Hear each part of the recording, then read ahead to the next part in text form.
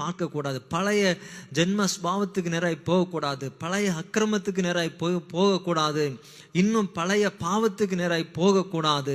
ரட்சிக்கப்பட்டு ஆண்டவரை நோக்கி வரும் பொழுது மறுபடியும் விட்ட அந்த குடிக்கு நேராய் போகக்கூடாது. கஞ்சாவுக்கு நேராக போகக்கூடாது. பழைய விக்கிரக ஆராதனைக்கு நேராக போகக்கூடாது. எனக்கு அன்பு தேவ பிள்ளைகளே, லோத்துவை நான் பார்க்கும் பொழுது பின்னிட்டு பாராதன்னு சொன்ன வார்த்தை கீழ்ப்படிந்து ஓடினதுனால லோத்து தப்பினான். ஆனால் அவன் மனைவியோ பின்னிட்டு பார்த்ததினால உப்புத்தோனாய் மாறினதை நான் பார்க்கிறோம். இன்றைக்கு நீங்கள் எப்படி இருக்கிறீங்க? பின்னிட்டு பார்க்குறீங்களா? ஆண்டவர் ஒரு பக்கம் வேணும், மறுபக்கம் விக்கிரக ஆராதனை வேணும், குடியும் வேணும், கஞ்சாவும் வேணும், பாவமும் வேணும் சொல்லி கொண்டு இருந்தா உங்க வாழ்க்கை எப்படி ஆசீர்வதிக்கப்படும்? நம்முடைய வாழ்க்கை எப்படி ஆசீர்வாதமாய் மாறும்? யோசித்து பாருங்க. இன்றைக்கு நாம் உண்மை உள்ளவர்களாக நாம் ஜீவிப்போம். வேதத்தில் பார்க்கும் பொழுது தானியேல்